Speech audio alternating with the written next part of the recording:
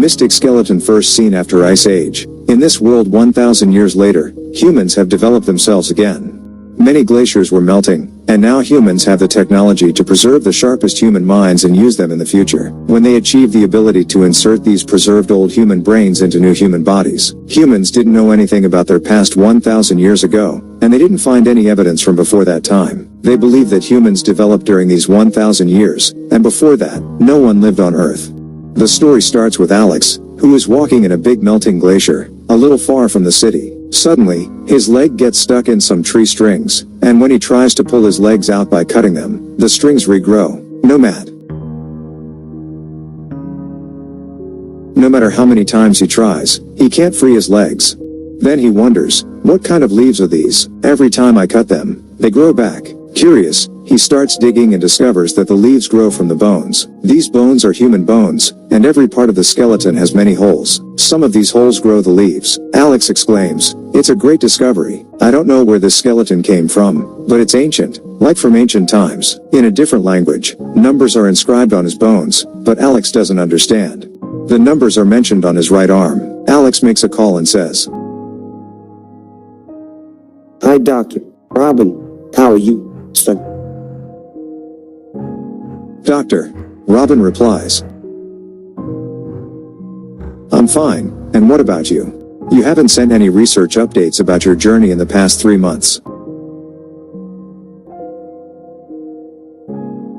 Alex responds, "If I tell you that I have found an old human skeleton dating back around 800 to 900 years, can you authorize me as a legal archaeological researcher? Because this discovery was made by me. And if the government finds out before we go to the media, they might take it over at any time." "Drive," Robin says. "If this skeleton has any unique characteristics, let me know. I will join you with my team at the coordinates you share. I will also inform the media to ensure you receive proper credit." Alex, "Thanks, Dr. Robin. You're a true superhero." Then call disconnects. While removing the skeleton from the ice, Alex wears gloves, but he struggles to maintain a proper grip, causing the bones to slip from his hands. Frustrated, he removes his gloves and touches the bones, suddenly losing consciousness.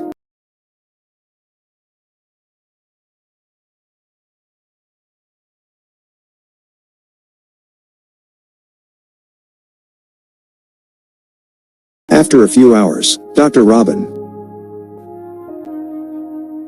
"Alex, wake up. What happened to you? You were sleeping here without any clothes. I found you just in time. If we had arrived a little later, you could have died from the cold. Come, I'll take you to my vehicle." Alex, still groggy. "What happened to me? My whole body feels heavy and painful." Drive. "Robin, we'll reach the hospital in a few minutes. I injected some medicine, but if you still feel pain in your body, we'll examine you once we arrive." "Alex, did you find the corpse?" Robin's face turns sad. "Yes, we did. However, the corpse is of no use. We examined it on the spot and discovered that the skeleton is not older than a day. Someone died there today, and you stumbled upon their skeleton. But how is it possible for an entire body to turn into a skeleton within a day?" Suddenly, Alex loses consciousness again. At the hospital, Alex wakes up.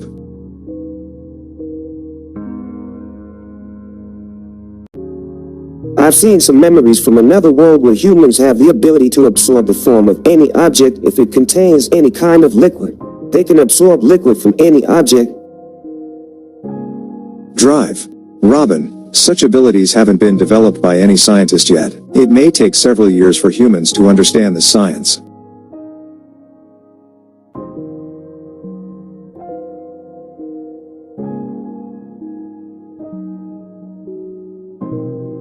Drive. Robin continues, "Now, how's your body pain? Are you feeling better?" "Alex, I'm not feeling any pain now, but my body feels lighter." Drive. Robin, rest and take care. If you need anything, don't hesitate to call me. I'll be here. Now, I'm going to examine the skeleton we found. Alex, did you notice the holes in that skeleton? They were all over. Drive. Robin interrupts with a smile. We only found holes in the brain where the holes are always present.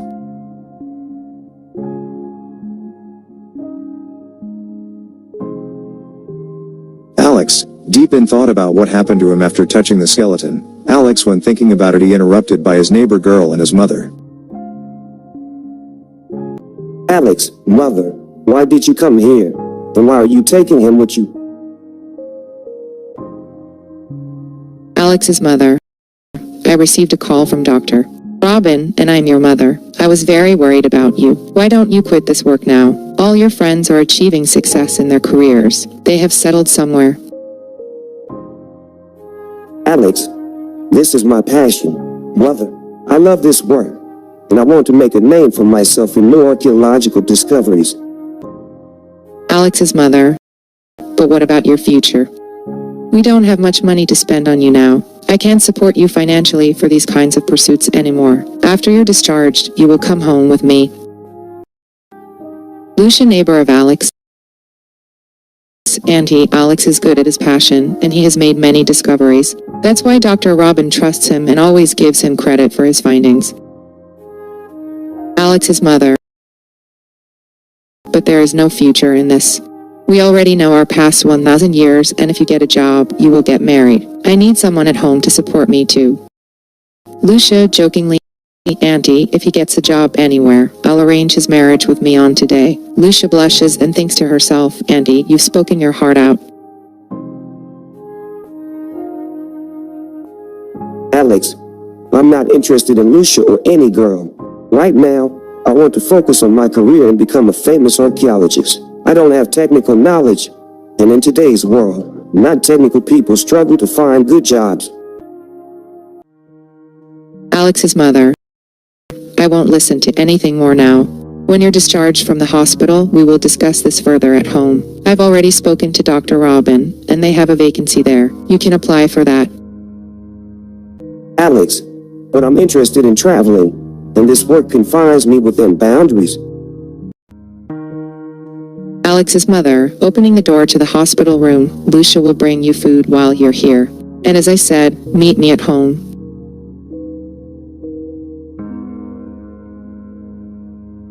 She leaves the room, and Alex wears a sad expression. After a few minutes of scrolling on his phone, a news notification pops up. News headline, Dr. Jackal successfully achieves prototype of human brain insertion without complications. The article mentions how Dr. Jackal managed to insert the brain of a 300-year-old queen into a 16-year-old child whose brain was already dead. The child's family approved the operation. At this point, the message from Lucia comes in. Lucia's message. What would you like to eat this evening? I'll prepare it for you. Alex doesn't reply, lost in his own thoughts.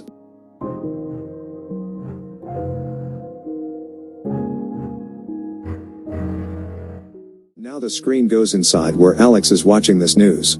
Next scene, Dr. Jekyll giving answers to the media. ABC News reporter.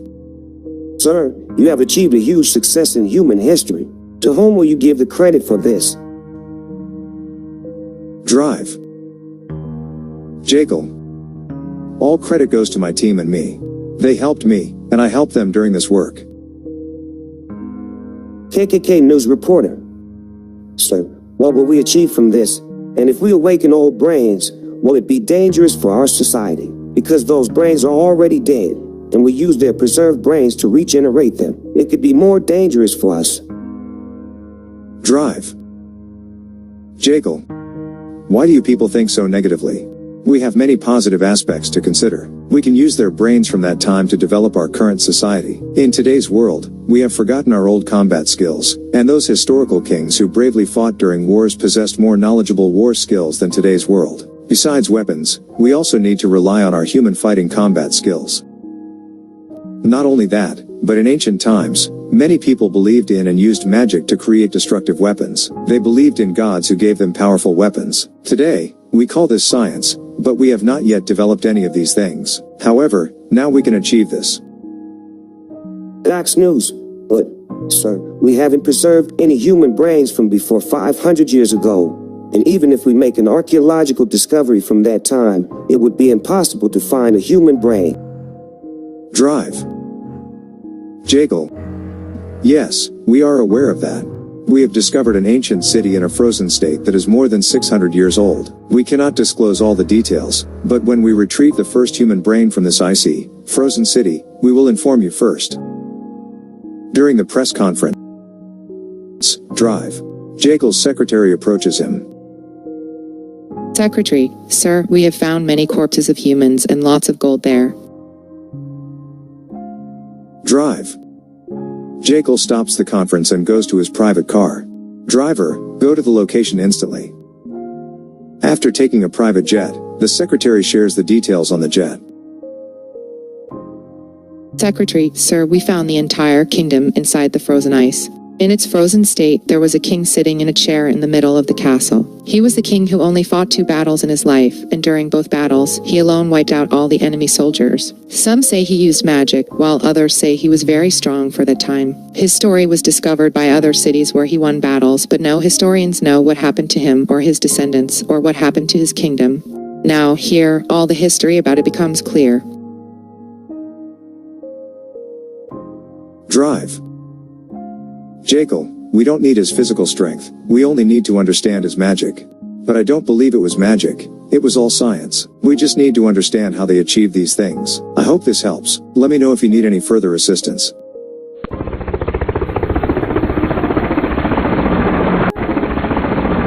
And they reached the location where it was found icy. Heavy machinery was used by Dr. Jekyll's team. Drive. Jekyll, while looking at them, they were waiting for someone here, and then they suddenly got frozen. I can't believe this. How is this possible? No one tried to escape from this situation. It means they didn't know that they were going to freeze so fast. His secretary, sir, this place is so cold and everything is made of gold. Jekyll. I don't need the gold. You can give it to the entire team. All the members of the working team become excited and happy. Dr. Jekyll, to his secretary, no one should know about this, especially the media, okay. Secretary, but sir, some military personnel already know about this. Drive. Jekyll. I have strong connections in the government. We will handle the media. So, let's carry the king's corpse. We will shift his brain tomorrow and find a dead person whose physical condition is not strong. If he wakes up and starts using his arms and legs against us, we will definitely die. So, find a person with a weak body, and we will shift his brain tomorrow. This is my second successful achievement. Secretary, sir, what about the others who were frozen with the king? Drive. Jekyll. We don't have enough dead human brains to replace each one. So, let's continue focusing on the king. But yes, preserve the other brains and demolish the whole area. I hope this gold will be enough for all of you. Secretary. Yes, sir. Definitely, we will become rich from today. Jekyll. Giving some accounts, these are my special military friends. After demolishing and selling everything on the black market, 10% of the total will be divided among them and sent to their accounts. It will be completed within 3 days. Secretary, I will do it, sir. Don't take any headache over this. Jekyll. So, let's go. And then they picked up the king's corpse and carried it with his private jet to his laboratory. In the army base camp. Lieutenant Alessa. Sir, I received some radio frequencies and satellite images indicating that heavy machinery is being used by non-military personnel in the frozen city. They don't seem to be part of the military. Commander, we should go and check it out. Let's prepare the helicopter. The sound of the helicopter starts as it takes off. Commander, team, prepare your guns. We don't know who we will be facing there. Before they reach the location, the helicopter reverses back to the base. Lieutenant to the commander, sir, we are reversing back to the base. Did you give any orders to return to the base camp? Lieutenant asks the pilot. Pilot. Sir, I received direct orders from the Admiral. Nobody is allowed to get involved at that site. Some scientists are testing new weapons there, and the Admiral personally issued orders to not proceed.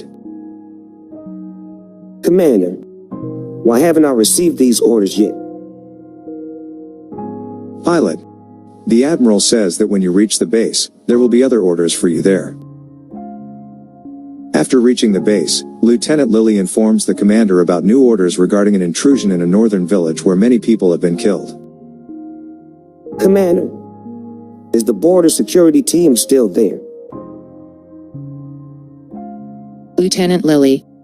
Yes, sir. Commander, our special commando unit will lead the operation. Lieutenant Alessa, you and Lieutenant Lilly will provide updates on the enemy's locations from here. Lieutenant Alessa, you are skilled at decoding radio frequencies, so you need to decode all their conversations. Lieutenant Alessa. Yes, sir. In the base, Lieutenant Lilly asks Lieutenant Alessa about their previous operations and the coordinates they received. The commander then proceeds to the North Village. Lieutenant Alessa. We were almost reaching the island, but the Admiral ordered us to return to the base. There seems to be some kind of special weapon test being conducted by the scientists, and it was kept hidden from the military. Only top-level Admiral personnel know about it. Lieutenant Lilly. But why did they choose a frozen icy glacier? Couldn't they have built some caves for future tests? Lieutenant Alessa shows him an image on her computer screen, revealing large holes in the icy glacier. Lieutenant Alessa. These images update every 5 minutes, but we haven't seen anyone yet. However, before that, one flying vehicle took off from there. Lieutenant Lilly. Let's remove the screen and open the satellite images of the northern village. The commander needs our help. As for the frozen island, there is nothing significant, but the Admiral seems concerned about it. I hope this helps. Let me know if there's anything else I can assist you with. Lieutenant Lilly.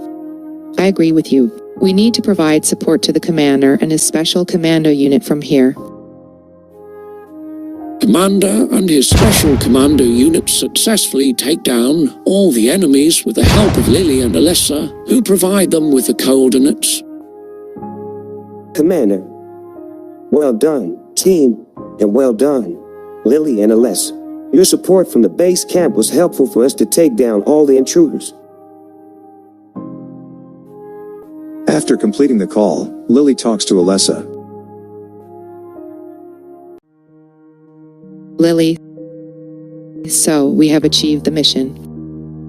Now we can look into the frozen island. Alessa. There is nothing, friend. Alessa also opens the satellite images she received. She becomes confused and shocked. There are numerous shining gold objects in the images emerging from the icy caves. Many helicopters are also flying there. Alessa to Lilly. What is happening? This doesn't look good. Have they discovered a gold mine there? And in these images, the helicopters don't belong to the military or government officials. Private players seem to be involved. Who are they? Is the Admiral handling all this? These questions create confusion in her mind. Lilly to Alessa. We should inform the commander. Alessa. The commander can't do anything. Everything is being handled personally by the Admiral. Lilly. But we can send this information to the commander so he can take some action, right? Alessa? Okay, send it to him.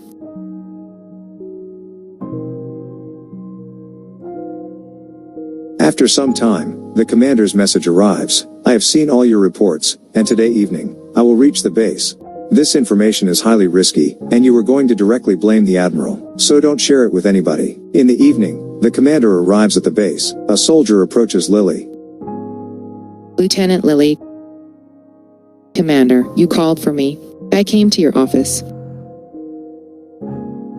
When she enters the office, the commander has his face down on the table. Lily, sir, may I come in?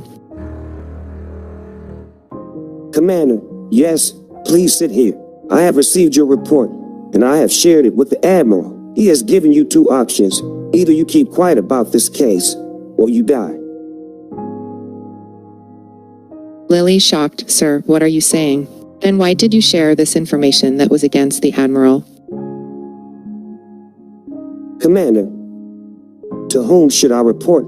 There is no option. Some high-ranking government officials are also involved in this matter. So, we need to get out of it. I also have a family, and I don't want to fight our internal people. These corrupt individuals are everywhere, in every position. We can't remove these people. Lily, but sir, how can this happen? That gold belongs to our country, our ancestors. How can we give it to corrupt people? The Admiral doesn't care about the country. He only cares about his family and himself. Commander, you, me, or anyone else doesn't have the power to take action against them. They are more powerful than us, and we don't have enough evidence to prove the Admiral's involvement. We can't go to the media. Lily, so, it's clear that we don't have any rights to speak out against corruption. Commander, I have already accepted the Admiral's offer. Think about it, Lily. Behind you is your whole family. If you go against them, they will not only kill you but also destroy your image in society. It will also impact your family. You know very well that if any soldier turns into a terrorist or is labeled as a terrorist, it destroys their entire reputation in society and the country. Think deeply and make your decision. Neither you nor I can do anything about it. Lily thinks deeply, and after a few hours, she comes out of the office. She thinks to herself, why did I join the armed forces? Because I wanted to eliminate the enemies of our nation and those who try to sell our country. I wanted a life where people recognize me as a soldier who protects them. She reaches the base camp where Alessa is waiting. Alessa, what's happening? Did you tell them the information? Lily pauses and then continues, nothing important. They found a gold mine in a cave, and all the people there are military personnel controlled by the Admiral, according to the commander. Alessa, at first I had my doubts, but seeing so much gold in the icy glacier is surprising. Lily, yes, we hadn't heard any news about it before. I hope this gold will boost our economic development, and the government will use it for social purposes, not just for their political benefits. Alessa, I hope so too. All of this should be used for the development of society. Then the alarm sounds. Alessa, it's 6 p.m. Our shift is done. Let's go now. I need some rest. Lily, yes, today has been eventful. We saved the North Village too, Al. Alessa, the commander is like a Rambo. He always protects his soldiers on the battlefield. Lily, yes, but I can't help but think that he always fails when it comes to the Admiral. He can't raise his voice against the Admiral, and neither can I. We need to gather strong evidence before making any allegations. And then they both head to their room. Jaekal is in his lab, having a conversation with his team. Jaekal, today is our big day. We have successfully reincarnated a king in this man. This body has been frozen for over 600 years without any damages. Now, we will see how his brain reacts. We will use a weak body with a dead brain. We don't know his combat skills, and we don't want any bloodshed here. They start replacing the brains of the dead individuals. During the process, Dr. Jaekal remembers the story of the person whose brain he chose for the king. He goes back in time in his thoughts. In this particular case, the person Dr. Jaekal selected had parents who didn't want him. They always hoped for his death and prayed for it. This person was a thief, and his family was very poor. His family was frustrated with his thefts, and he was constantly being caught by the police. One day, he attempted to steal something from Dr. Jaekal's laboratory, and when Dr. Jaekal caught him, he closed off the exits and used sleeping gas. The person lost consciousness, and Dr. Jaekal injected something into him, causing his brain to die. Jaekal, speaking to his team, I haven't killed him. I've given him a new birth where he will live with his body, which houses a preserved brain. Take care of him. He always lived as a thief, and his family and society didn't like him. But when I find a useful brain for this body, I will regenerate it. present. After 4 hours of intense operation. Drive. Vehicle. So, guys, we have done it successfully. Now we can give a new lease of life to human bodies. We can replace the brains of those whose brains have died with preserved ones. I have received calls from many wealthy clients who want to regenerate their ancestors. But our team will only focus on useful brains. There are many wasted brains out there. We need to regenerate those who contributed to the changes and development of society over the past 1,000 years. We will create useful individuals who will help us develop our country and surpass other nations in terms of knowledge and technology. All the teams agree with Vehicle's words. Secretary, sir, what is the goal for your next project? Who will be reborn after the king? Vehicle. I still have no idea, but we previously found the corpse of a person who discovered many medicines in his time. I want him back and his knowledge. Secretary? Oh, you mean Sir Edward. Vehicle. How do you remember all these names? I can't remember all of them. Secretary. It's my job, sir. And then, the person in the bed starts moving his body. His hands slowly start moving, but his eyes are still covered with bandages, so he hasn't opened them yet. Secretary, sir, he's awake.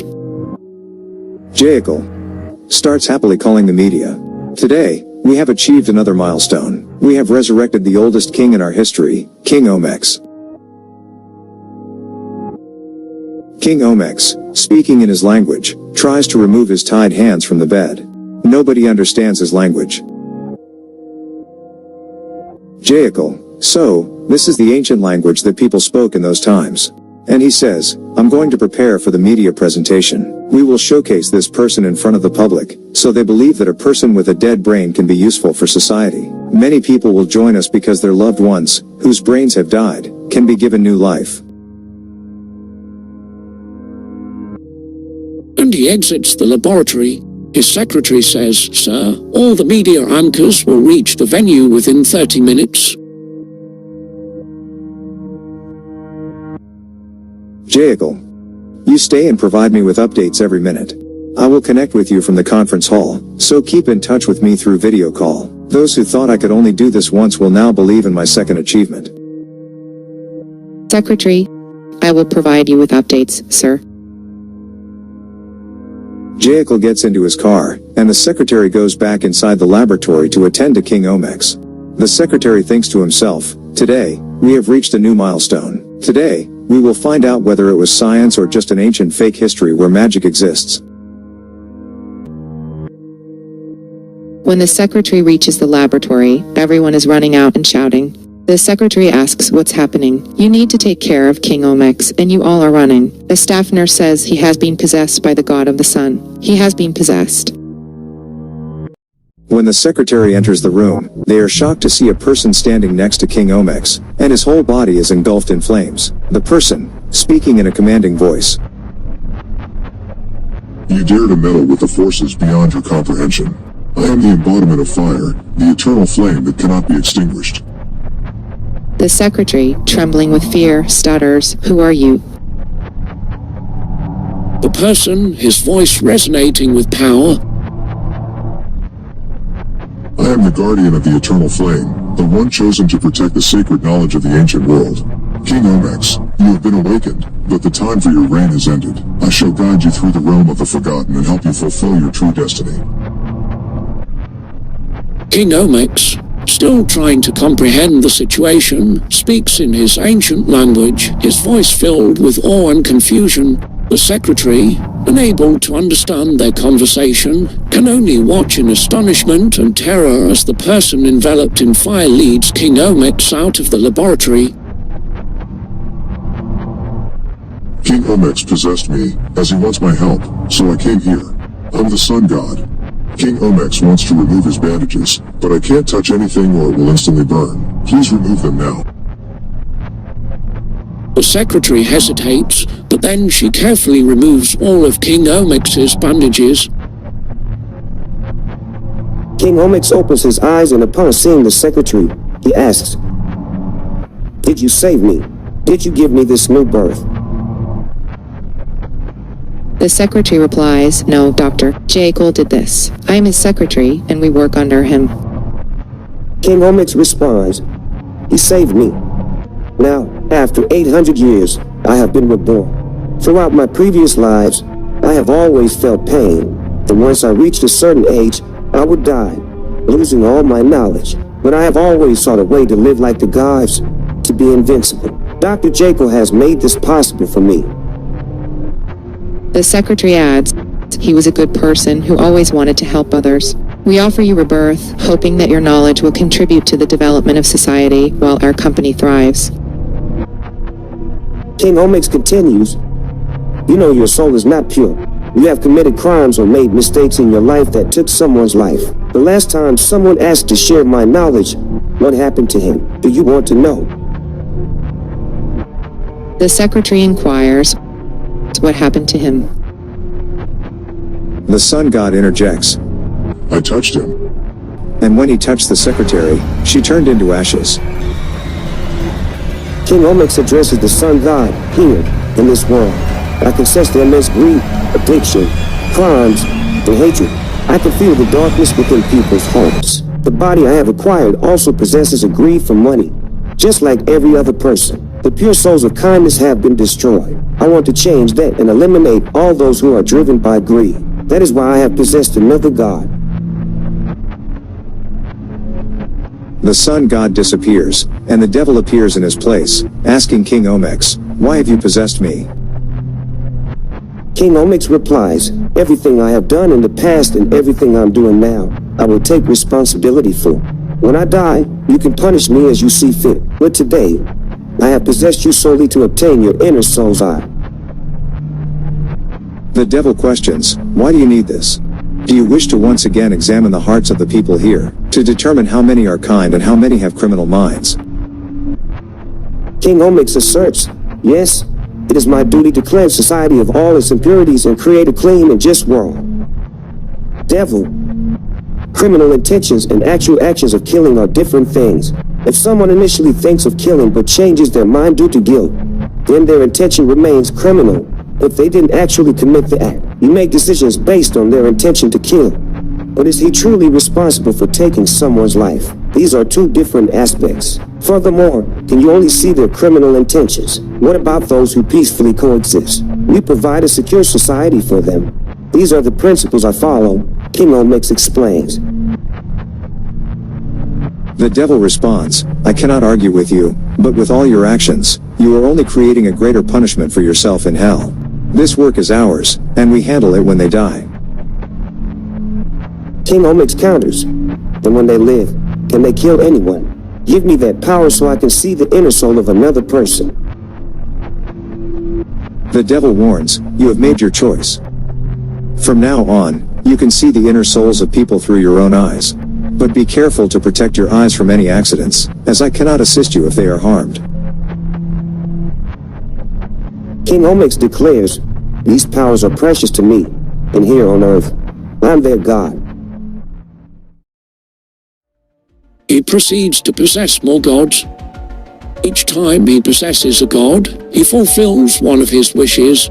The gods become bound to him through his words, and he possesses their powers. However, some gods become angry with his behavior, but they are still bound by his words. When he calls upon one god, another god returns. If King Omix does not make a wish, the god remains with him until his wish is fulfilled. After gaining immense muscular power and a stone-like brain, King Omix emerges from the laboratory.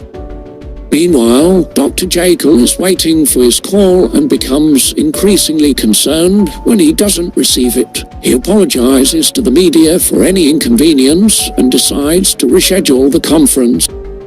Outside the conference hall, Dr. Jekyll attempts to call his secretary. After a few minutes, he receives a call from someone claiming to be from the police. The caller informs him that there is a heavily burned dead body in his premises, suggesting foul play.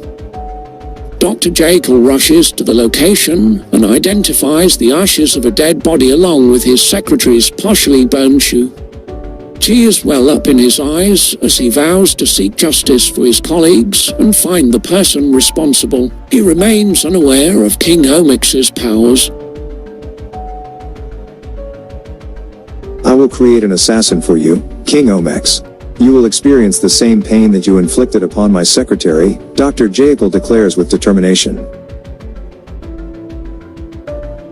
And he calls all his teams to stop working on the new project. Dr. Jekyll receives a call from a staff nurse who expresses concern about King Omix, mentioning his knowledge of magic and his ability to possess the sun god. Jekyll replies, I don't know what you witnessed or what happened to my secretary, but one thing I know for sure is that King Omix will not be alive in this world anymore. Turning to the staff nurse, he instructs, we will begin a new operation tomorrow, the rebirth of Ronan. The staff nurse expresses worry. Sir, he was too dangerous. He can possess the sun god. How can Ronan or we survive against him? Jekyll reassures. He may have the power to possess anyone, but we can defeat him.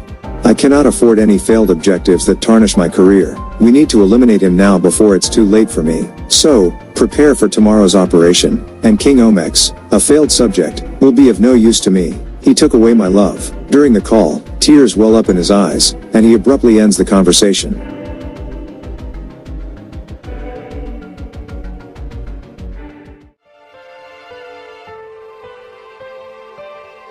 In the next scene, after being discharged from the hospital, Alex returns home where Lucia is waiting. Alex's mother suggests, so you've made your decision. Let's have a family lunch together. Lucia has prepared many things for you. Alex responds, I've had enough hospital food. Now I want to eat the food you made. Alex's mother clarifies, Lucia only delivered food to the hospital. I cooked all the meals during these days. Today, you'll enjoy Lucia's home-cooked food. Eat it before it gets cold. Alex smiles at Lucia and takes a seat at the table. After 4 months, he comes home and realizes that his mother hasn't been working, and no one is offering him any job opportunities. This saddens Alex. So during his hospital stay, he made the decision to contribute to his family by working himself, and his mother should not need to do any work. While eating, Alex wears gloves, prompting his mother to inquire, why are you eating with gloves? Alex replies, I don't want to waste soap by washing my hands multiple times. Eating with gloves helps reduce the need for frequent hand washing. His mother finds the reason unsatisfactory and asks, is there any kind of injury? Alex assures her, no, Mom, I just have somewhere to go, so I'm in a bit of a hurry. They continue eating their meal, and Lucia asks about the food. Alex responds, I like it, but some items have too much salt. Alex's mother intervenes, why do you always make negative comments about the food? She made it with a lot of effort, and you didn't appreciate her work. Alex responds, yeah, it's nice food. I like it. Meanwhile, Drive. Robin calls Alex, asking, what's going on, Alex? Alex replies, I'm still eating. What about you? Did you find any updates on that skeleton? Robin shares, I haven't found any new information, so I stopped working on it. Alex remembers, I recall that the skeleton had small holes. Also, something happened to me that I'll tell you about when I reach your location. Robin reminds him, today is your first day on the job, so come on time. Alex assures him, yeah, I will be there at the specified time. The call ends, and Alex finishes his meal before heading to Dr. Robin's laboratory. In the next scene, King Omix is walking on the streets, observing the intentions of the people he encounters. He can easily discern whether they have good or bad intentions. King Omex thinks to himself, There are too many bad people here, criminals, corrupted individuals, and the greedy. I want to find someone with the highest greed or someone who has killed many people. While walking, Alex and King Omex accidentally collide. King Omex apologizes. Oh, sorry. I didn't see you. When he looks closely, he notices that Alex's bones have holes, which makes him happy. But what excites him even more is the purity he senses in Alex's heart. Alex apologizes as well. Oh, it was my mistake too. I didn't see you. And then he rushes to Dr. Robin's laboratory. King Omex smiles and thinks, he is here too. He happily follows Alex to Dr. Robin's laboratory, where Alex is working. King Omex whispers to himself, Stay there, my boy. Whenever I need you, I will come here and take it from you. And he continues on his way. He finds a house, asks the owner if he can live there and pay rent, and the owner agrees. King Omex settles into his room. Feeling tired after the long walk, King Omex thinks, after some rest, I will start my work. Now I have no fear of death, especially after seeing a more powerful skeleton. Meanwhile, Alex is in Dr. Robin's office. Robin points out, you were 2 minutes late today, Alex. Alex explains, something happened to me on the roadside, so I took those 2 minutes there. I'm sorry, sir. I promise there will be no delays next time. Robin asks, but why do you want to come exactly at 9 a.m.? You can come a bit earlier, like 8:50, 8:55, or 8:40. Alex replies, I get paid after 9 and so if I come before that, I'm essentially giving my extra time here without getting paid. I don't want to waste my time without earning any money. So I come at exactly 9 and... Robin responds, what should I do with your brain?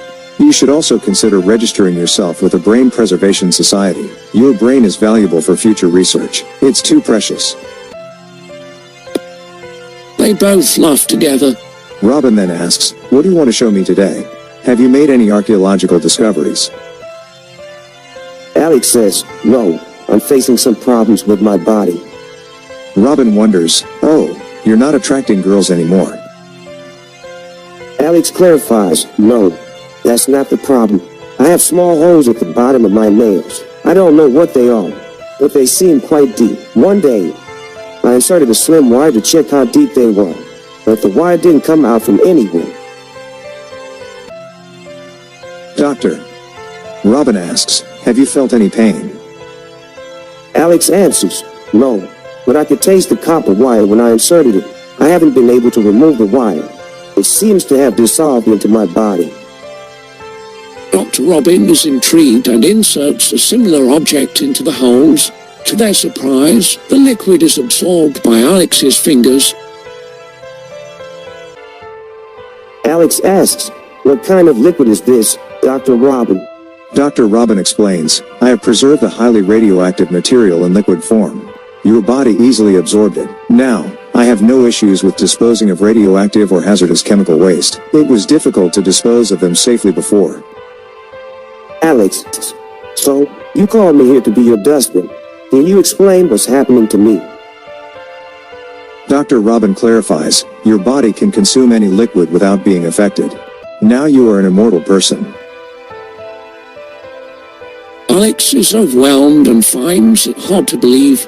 As he takes a step backward, he suddenly falls into a large tank of acid that spills onto his head. Dr. Robin shouts, Alex, go away. The acid will melt your skin. As Alex realizes that acid is flowing into his body, Dr. Robin observes that his bones are trying to recapture the skin as it melts off. The acid falls off, and Alex's skeleton remains standing, while his skin has melted into the floor. Strings attached to the holes in Alex's skeleton stop pulling the skin back into his body, and within minutes, his skin is fully recovered. Dr. Robin, astounded, can't believe what he has witnessed. Dr. Robin exclaims, I didn't believe in God, But now I have seen it. You are truly a god. Some kind of strings attached to your bones, which didn't melt with the skin. Your bones. I don't know if it's really you. Alex, confused, asks, did I just die and be reborn again? How did this happen? Dr. Robin replies, I will show you the CCTV footage of this room. Then you will understand everything. While watching the footage, Alex realizes, yes, this skeleton is not mine. I obtained it from the point where you found me on that day. Dr. Robin concludes, so, that other skeleton was yours. Oh, so that's what happened. This skeleton absorbed all the skin and other internal organs and placed them onto your skeleton. These strings attached to the bones maintain the entire body. Suddenly, Dr. Robin realizes the potential danger and warns Alex, you need to hide this. Don't reveal it to the public. Many people will try to kill you. However, I need to examine this skeleton and determine its age. He touches a machine to Alex's nail, and the machine starts beeping. The beeps indicate the age of the skeleton. Alex asks, what's happening? Dr. Robin replies, I'm trying to determine the age. You mentioned it was 700 years old. After several beeps, the machine reaches 1,000 years. Dr. Robin states, I didn't have any knowledge about this. The machine is not functioning properly, or it's too old. Let me increase its limit to 3,000 years. As the machine continues beeping, Dr. Robin explains, We have made a groundbreaking discovery. Before the current era, there was a society that existed, and this skeleton belongs to that era. Imagine how powerful they were and how they achieved this technology. I can't comprehend it. I understand many prehistoric humans before the Ice Age will be still frozen in the icy frozen states, and that is the biggest achievement of history. Did you find any other thing with this skeleton on there?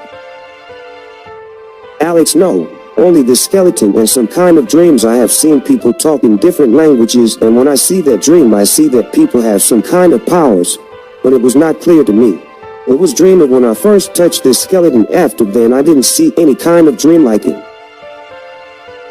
Dr. Robin, so we will do some experiments on your skeleton. So comes every day. I will provide you with some work also here. You have found a big discovery, and we need to get more information about that era.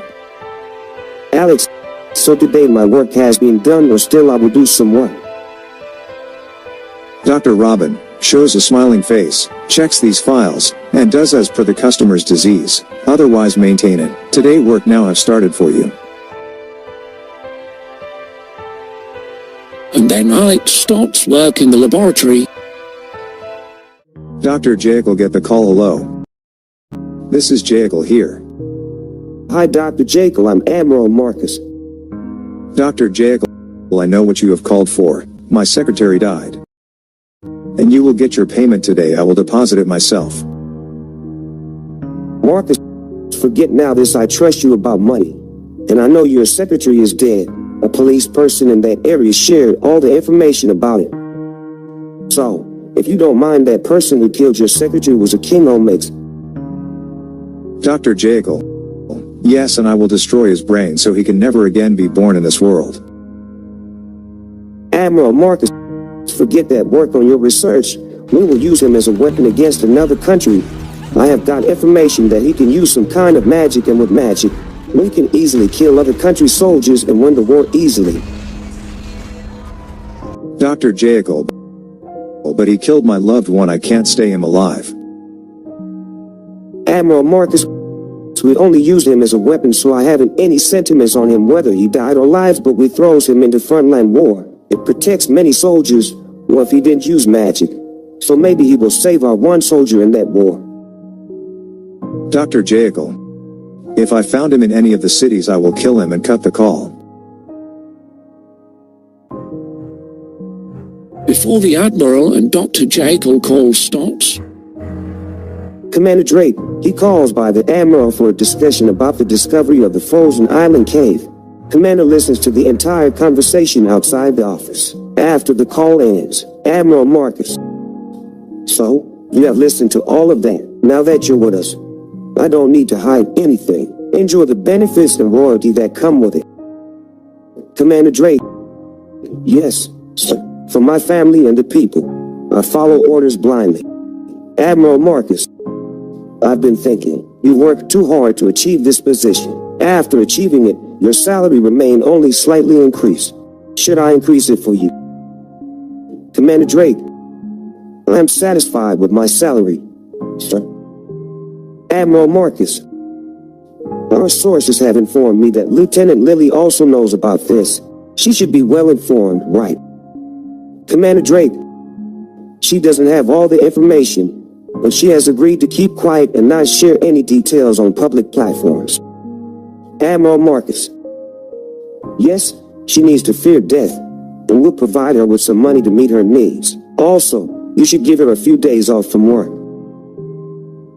Commander Drake, I will do that today. And he moves outside the office. As he opens the door, Admiral Marcus asks, Commander, remember, this whole army is under my control. We decide who lives and who dies, and no laws are applicable here. We can choose whom to kill. The commander leaves the Admiral's office and heads to the base camp. Lily, on behalf of the Admiral, you have been granted additional 15 days of leave. Enjoy your holidays and report back after 30 days. Lily. But I didn't want this holiday now. Commander Drake, it was provided by the Admiral, and you can't resist it. Then Alessa enters the scene and says, Hi, I'm going on a 20-day holiday now. I'm going to a new city to enjoy new places. Lily, you should also take a holiday during work. Commander Drake, so now someone will be with you, and you can easily take some rest and enjoy this holiday with Alessa. Alessa looks at Lily's face and says, So we can enjoy this holiday together. They stop packing their belongings to head home. Before leaving the base camp, Alessa mentions the city they will meet in 3 days at the Silverline station at 4 p.m. She reminds Lily not to forget the date and time and expresses excitement about exploring the whole city together. They both agree and begin their journey. Alex arrives home after having lunch and goes to his room. He stops thinking about the strength of his skeleton and wonders if he can break anything. His curiosity piques, and he contemplates the idea of having immortality to protect the world from crimes. Alex receives a message from Dr. Jekyll about tomorrow's experiments on his body. As he reads the message, he ponders the possibility of having special abilities to help and protect people. With a determination to assist others, he decides to go out and offer his help.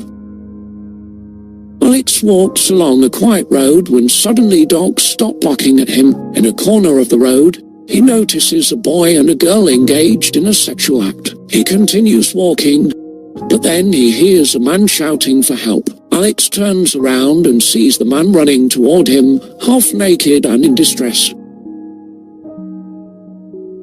Alex, I will help you. What happened to you? The man, my girlfriend. They killed her. They have lots of guns. Just then, another person runs toward Alex, intending to harm the man. Alex throws a light punch at the enemy's face, but he dodges it and shoots multiple bullets at Alex's chest. Alex's heart is hit, but he manages to knock down the enemy by kicking his hand, causing the bones to break. As the other members of the group reach the scene, one of them warns Alex to stay away and leave. They give him a few minutes to retreat, mentioning that they will overlook what he did to their friend. The injured friend demands revenge for his broken hand and aims to kill Alex with his gun. He fires 2 more bullets, but they have no impact on Alex, who remains standing. Alex, filled with anger, declares that their time is over and that they have done enough to him. He delivers a powerful punch to the enemy's head, killing him instantly. Other members of the enemy group realize that Alex possesses some kind of powers. One of them laughs from a corner, catching the attention of the rest. They question his laughter. Enemy team member, we forgot that we have an important task to complete. Why should we waste time fighting this mysterious man? What about the others? Shouldn't we focus on our mission instead? The group agrees with him and decides to leave, promising to meet Alex again and seeking revenge. They retreat from the scene, leaving one person behind who was hiding. The person who was hiding approaches Alex, expressing gratitude for saving their life.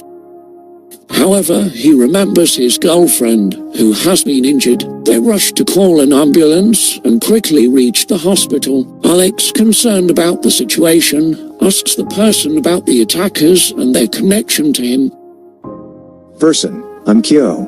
Most people in the underworld know about them. They call themselves the Clark's Proprietorship. The organization is led by Diago, who controls everything. He has two sons, Adino and Gilbert. Each of them has their own distinct ways of killing people. Kyo explains that Adino is involved in various illegal activities such as drug trafficking, weapon smuggling, and the sale of human organs. He is known for removing organs from his victims, causing them to die in excruciating pain. On the other hand, Gilbert maintains a clean image in society but is solely driven by greed for money. He controls the financial aspects of the Clark's Proprietorship. Kyo reveals that Gilbert buries people alive in his construction sites, and there are even individuals entombed within the walls of his office. He witnessed this himself, mistaking them for decorative stone crafts until he saw them with his own eyes. The day before the incident, Kyo informed Adino that he no longer wanted to be a part of the organization and wished to lead a simple life with his girlfriend.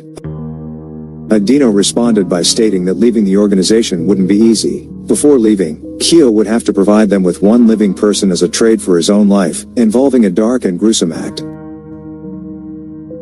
Kyo continues, mentioning that he had found someone willing to do anything for money, and he joined forces with that person to satisfy Adino's demand.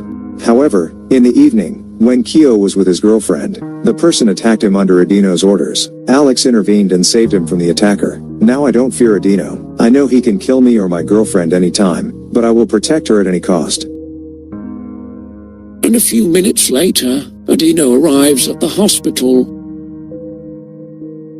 Kyo, look, there he is. Some fear. Adino comes with dozens of people. Adino, so, how is she? Kyo, what do you want here? I have already left this organization. Why do you want to kill me? Adino. Who wants to kill you? I want you to live freely, but if you share all the information about our work with people, do you think you have the right to live? Kyo, I haven't told anyone about the organization's secrets. I have no intention of seeking revenge against you. Please leave us. We want to live a simple life. Adino. If I give you permission to live like this, then anytime the police or anyone else will get information from you. Alex, whom did you get authorization for killing innocent people and selling their body parts?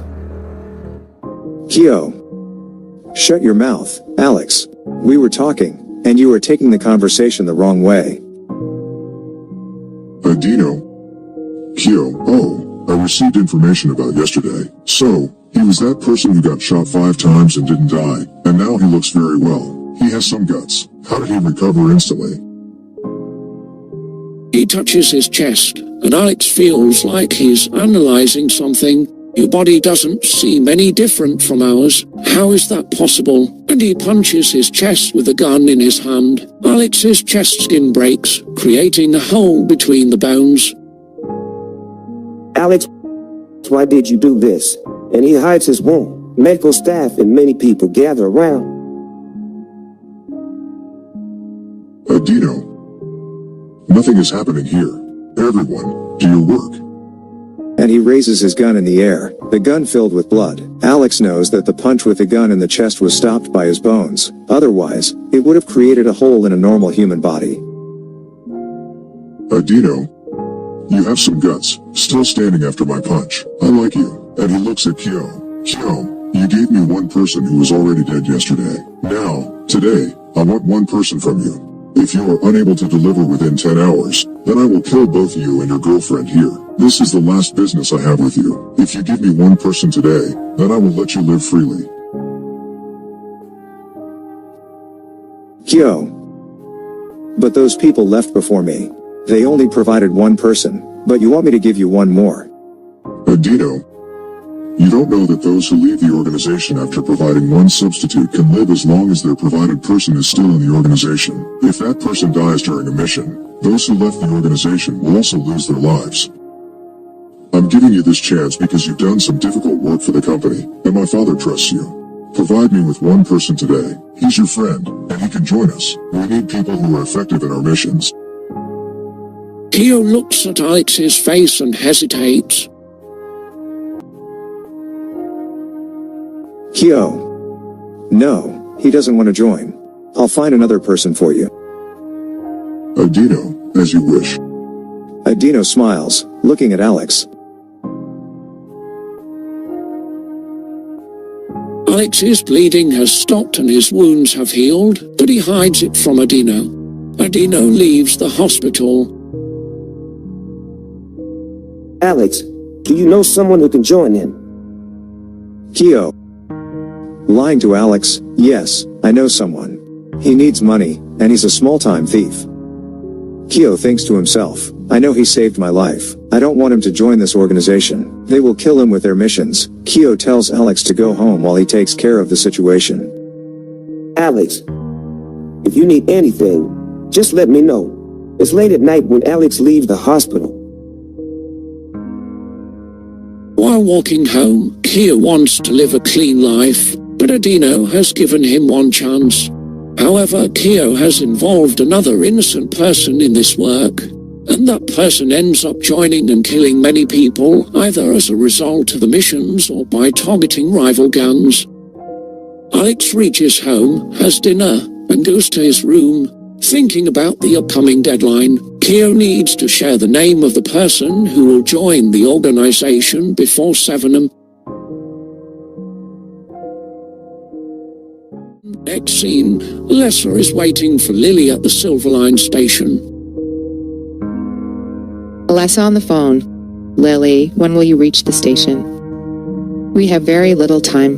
The train is leaving in 3 minutes. Lily, I'm at the station's entry point. She runs and reaches Alessa. Alessa, so how about your mother? I think many months later you reach home. Lily? Yes, and my mother told me that don't waste your holidays in traveling, spend some time at home also. Alessa, you can enjoy the remaining left holidays with your family. We were going for 10 days only. Lily, so where were we going? Give me my ticket so I can see it. Alessa, here we go.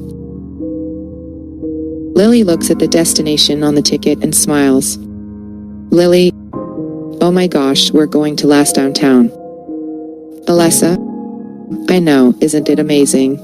Lily, this is going to be the best trip ever.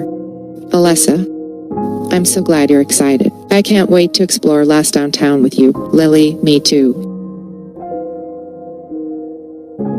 Lily and Alessa are both excited about their upcoming trip to last downtown. They are sure to have a great time exploring this beautiful city together. And the train sounds, chugging and rumbling. Lily, excitedly, wow, the train. We made it just in time. Alessa, smiling, I'm glad we caught it. So, Lily, what are your thoughts about the city we're heading to? Lily, thoughtfully, I've always liked the city, but I never thought I'd be going there today. It's a fascinating place with a mix of urban areas and quaint villages. The best part is the abundance of trees outside the city, which gives it clean, fresh air. Alessa nods, that sounds lovely. I've heard there are many tourist spots in the city. We'll easily find places to enjoy, especially in last downtown. Last downtown, a semi-developed city, is where the story of King Omix unfolds. All the characters, including Alex, are present. And now Alessa and Lily find themselves involved in this mysterious tale. Next scene. At night time, King Omix stands in front of a group of people outside the beer shop. King Omix, addressing the crowd, we shall revolutionize this city and become its rulers. I am King Omix, the king of the world. Streetwalker, Mocking. If you're a king, then I must be your queen. Let's rule the world together, darling. I've conquered the world 340 times. Crowd laughs. Random person, if you truly want to rule the world, show us your strength, and we'll follow you. King Omex. Very well. Tomorrow, invite all your friends to the abandoned school ground outside the city at 12 p.m. Random person, so, you demonstrate some kind of magic there. King Omex. Summon all the gangs, the most wanted criminals. I'll reward them with billions of money, and tell them to bring their deadly weapons. They excel in killing. Doubtful individual. Money, are you serious? King Omex. Throws gold collected from Dr. Jekyll's lab. This is just a taste. I need 300 people tomorrow. If you bring more, I'll give you even more money. Remember, tomorrow, 12 p.m. Crowd loots the gold scattered on the road. The mind of King Omex remains a mystery, concealed until tomorrow at 12 p.m. Next day, morning. Alex. Running hurriedly, I need to get there on time. After a few minutes, he stands in front of a building. Kyo. Frantically trying to reach out to his friends and relatives, seeking support to join the Adino gang. Everyone has denied and blocked my number. At 6:55 a.m., he enters a hospital room where his girlfriend is sleeping, and tears fill his eyes. Only one number left to call. He dials Alex's number. Alex. Answers the call, yes, kill. Kyo.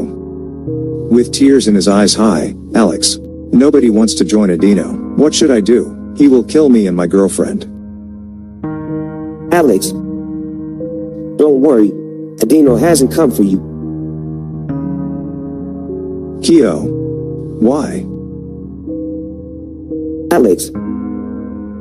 I needed some money, and I'm interested in that work. So I joined him. Kyo. But you already have a job. You told me yesterday. Why join them? It's illegal, and they will kill you. Even the police will be your enemy. Alex. Yes, but it's the only way I can fix many problems in my life. I'll talk to you later. I'm still with Adino. The call ends. Kyo. Feeling grateful, I know you did it for me. Thanks, Alex. You saved me and my girlfriend's life. He receives a message from Adino. How long Alex survives here will determine your life, so always pray for him and live a happy life. The message fills Kia with fear. He shares all the incidents that have happened from yesterday to today with his girlfriend. Kyo's girlfriend. I wish I could see him. He is a kind person. He saved both of us. In another part of the city, Alessa and Lily arrive in the city at 9 am. Alessa. Finally, we're here. Now, let's start our journey to enjoy every moment and explore new areas in the city. Martin. Running towards them at the station. Hi, ladies. How are you? Are you alone? Come with me. Alessa and Lily. Shocked, who are you? We will call the police. Martin. No, don't call the police. You are Alessa and Lily, right? Alessa and Lily. Surprised, how do you know our names? Martin. I'm your tourist guide here. When you book tickets from our website, our company provided a tourist guide to each person. Excitedly, Alessa. So, since you know all about this place, why wait? Pick up these bags and let's go to the nearest tourist spot. Alessa and Lucia drop their bags and start walking, with Martin accompanying them. Lucia, chatting with Alessa. Hey, did you notice that Martin didn't carry our bags? He's our tourist guide, right? He should be helping us with our luggage. Alessa. Noticing the same, yeah, why didn't he carry our bags? He's here to assist us. We'll have to carry our stuff ourselves. Lucia. Asking Martin politely, "Excuse me, can you please pick up my bag? I've never done this before, and you seem charming and strong. I'd appreciate your help." Martin. Smirking, "Okay, dear. I'll do it, but only for you." Looks at Alessa. She can handle her own bags. It seems like she wants servants, not friends. They proceed to their first tourist location with Martin showing them around. Alessa and Lucia enjoy exploring the sights. While at the location, Alessa notices a person nearby on a call involved in a drug deal. He hands the packet to a boy who leaves. Intrigued, Alessa decides to follow him. The person leads her to a quiet street and starts counting the money. Alessa, sudden punch from behind. "I saw what you were doing. I'm calling the police. They'll deal with you. Now, tell me your name and why you sell these things in public." Person Alex. He was surprised my name is Alex. I have some financial problems, and that's why I'm involved in this. I don't want to do it, but I'm trapped. Alessa, then why don't you go to the police? They can help you out of this situation. Alex, this cartel is huge and powerful. You're a tourist, so you probably don't know about it. Everything operates under Clark's proprietorship. Alessa. Realization dawns upon her. So, that's the issue here. It's a big money cartel, or we can say the mafia runs the city. Even the website where we booked our tickets is owned by Clark's proprietorship. Alex, yes, we are just a small part of it. Alessa. But you've been involved in illegal activities, and I'm going to the police. She makes the call and receives the response from the police. Police to Alessa. "We can't take action against anyone involved in Clark's proprietorship. We can only advise you to leave them and ignore what they're doing in the city." Call ends. Alessa to Alex, untie his hands. So, this is the power of the mafia here. She sits in a corner of the street. Alex, so, I can go now. Alessa, go wherever you want. There's nothing we can do. Alex, so, you don't want to take action against Clark's proprietorship? Alessa, if I gather some evidence, I can involve the military. I know some people in that field. She continues speaking. Alex, while sitting here, you can only say it's possible. Their illegal businesses are recognized by government officials as well. I know how deep their roots go and how many people are involved. Alessa, so what should we do next? Alex, if they start losing in their businesses, they won't be able to send money to those connected to them. Hopefully, they'll lose support as well. Alessa, so you can come with us. I'll introduce you to some others and we can discuss it somewhere. They head to where Lily and Martin are waiting. Alessa introduces Alex to the others and then Martin speaks up. Martin. There's another tourist spot nearby, an abandoned school building with 800-year-old architecture and some paintings. We can go there next.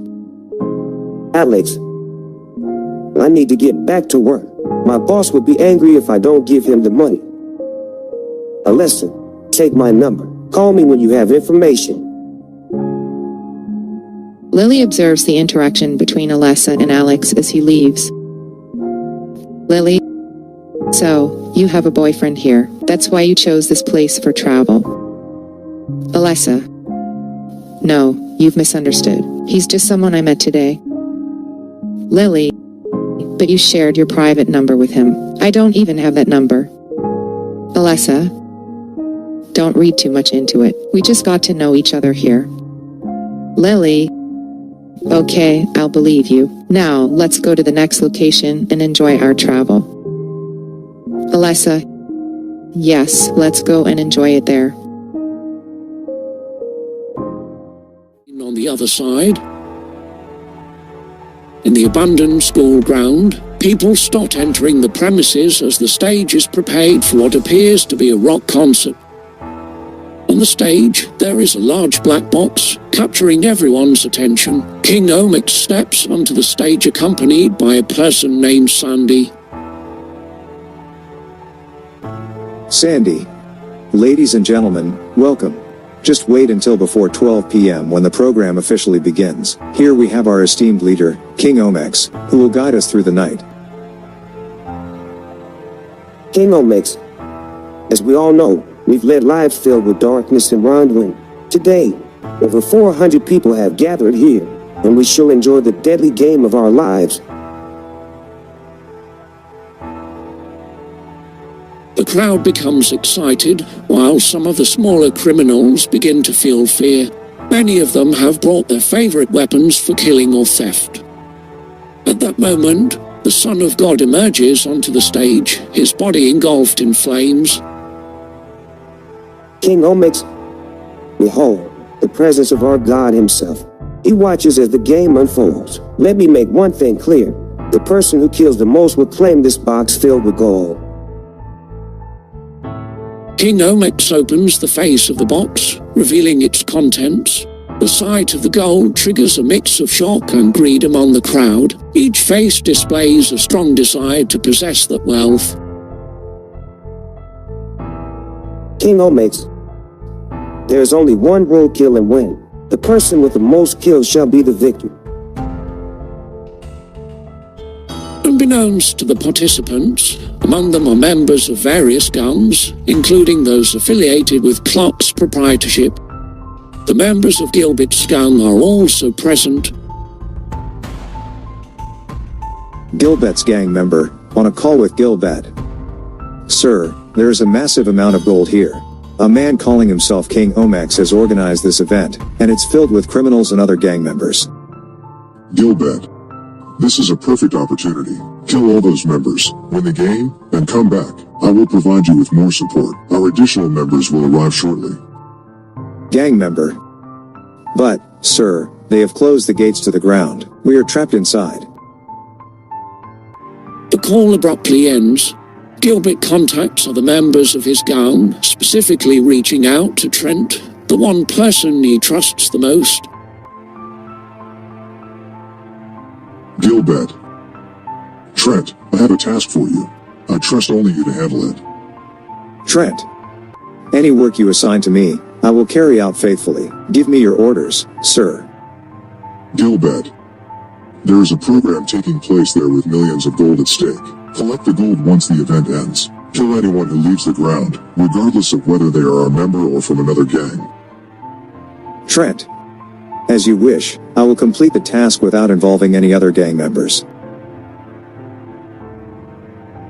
Trent possesses the ability to handle heavy artillery on his own, which is why he often operates alone. Gilbert trusts him in most cases due to his expertise. And then the conversation ended. Gilbert thought, this money will help us gain more power in government decisions. Some other gang members also died there, which is a coincidence and good news for me. Next scene. King Omix said, so, prepare your weapons and get ready to fight here. Sun God said, they have done the most illegal works. All of these people are criminals. Their crimes are evident from the weapons they are carrying today. King Omix pointed to random people and said, look at that person. He is old, but he killed his wife and daughter. The reason was that he was too sex addicted. He raped his own daughter, and when they tried to call the police, he killed them. He has since killed many other women and raped them for his own satisfaction. Today, he is here only to find some girls. He pointed to another person in the mob and said, that boy was a college student.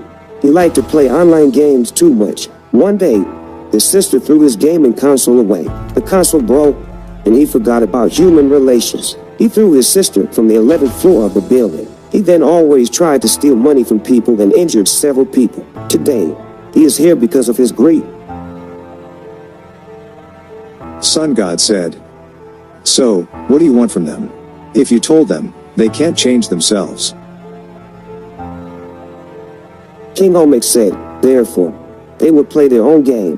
The person who wins will get this box. And then, the siren starts. King Omix, the game starts now. Kill each other. Everyone starts killing. Clock's proprietorship gang members sit quietly in the corner. They know fewer people when left, so they can easily kill them. We won't get involved now. We're here with 30 members, waiting until most of them finish their work. When the fight starts, people focus on those who don't have weapons or are afraid, and they run after them. Some strong individuals engage in fierce battles. King Omix enjoys the fighting. Suddenly, during the fight, a gunshot is fired at King Omix, but some god saves him by catching the bullet.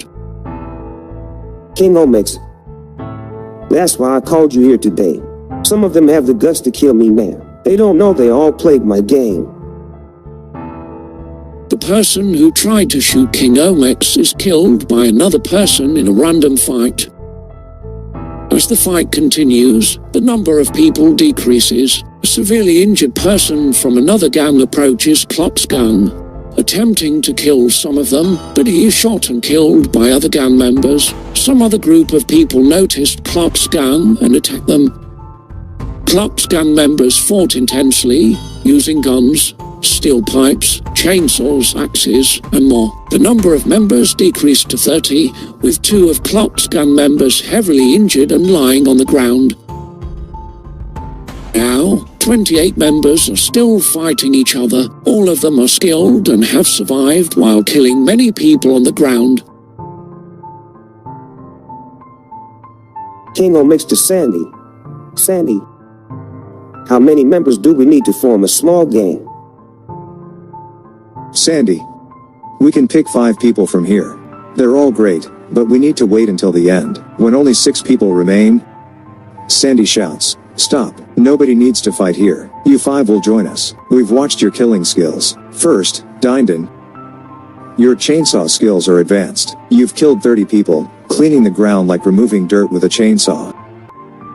Second is Mania. You've used a screwdriver and knife to kill 50 people. I know you've taken down many of Clark's members. Total kills, 50. Lotus.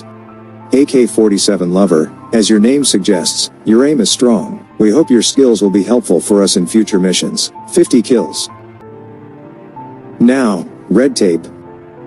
With your steel chain, you've killed 30 people. Your slow and torturous approach to killing is terrifying.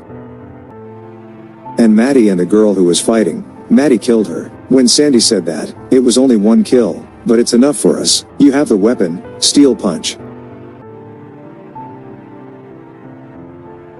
They all look at Sandy's face, and Lotus says, We're here only for the gold box, and I don't want to share it with anyone here. I want it. The other 4 agree and take out their weapons. King Omix kicks the box to the ground from the stage, leaving them shocked. There is no gold inside, only an illusion. They all point their weapons at King Omix and stop running towards him.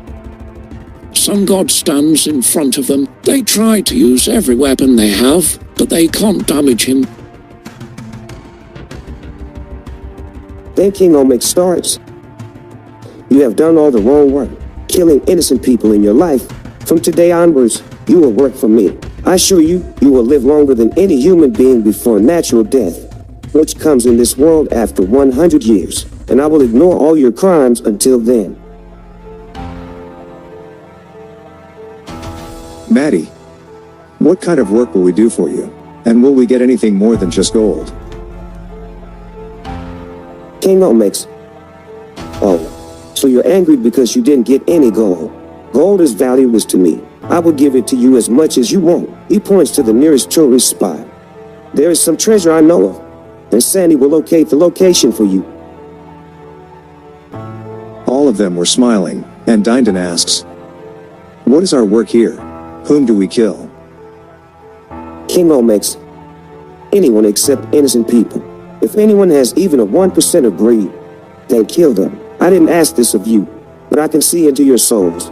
So don't lie to me and don't kill innocent ones. That's it. Anya. So you want to make some changes in society. While killing a few people can't clean the society, and it takes you decades. King Omex, I have the power to kill everyone, but I don't want the innocent ones to die. They haven't done anything wrong. When a poor girl or boy works hard for their food, and at the same time, their money is stolen by some corrupt police officers for their greed, my soul burns inside. I feel helpless, wondering why I can't do anything for them. I have the power to kill those corrupt police officers. But it's not just about their greed. Their wives who support their work and don't question the money. They are also involved. Their superiors who receive presents of money from the bribes. They are also involved. And I want to clean that dirt. Anya. I feel that you have some true powers, and I support your way of work. I love killing, so here I get it. I will join your gang. King Omex calls upon the devil here. Only King Omex or those who are about to die can see the devil and takes its blood, writing something with it.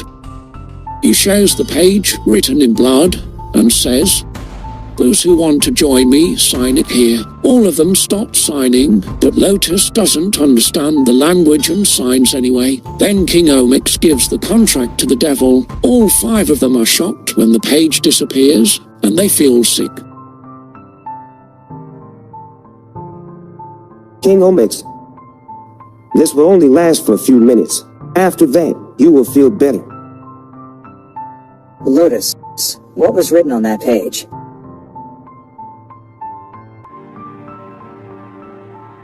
King Omex, nothing important. Just a precautionary measure. If, in case, you try to kill me or use any weapon against me, then you will die instantly. When I get that skeleton, I will be immortal. All of them feel fear. But then King Omex says, "Relax, guys. Work with me and enjoy life." So now, go wherever you want and kill these criminals from society. And all 5 members go their separate ways. King Omex summons the sun god and says, "Please turn all the dead ones into ashes. We respect the corpses." The sun god starts burning all the corpses on the ground. King Omex walks with Sandy. King Omex, whenever I need you, I will call you. Today, your work has been done. We will organize another event shortly. Sandy, I met you yesterday, and I truly support your ideologies. All the bad and corrupt people. When we clean them from here, we will create a clean society for the people. And then they walk outside the gate. Outside, Clock's gang members hide and take their positions, but the 5 people kill the members of Clock's proprietorship gang. King Omex arrives there.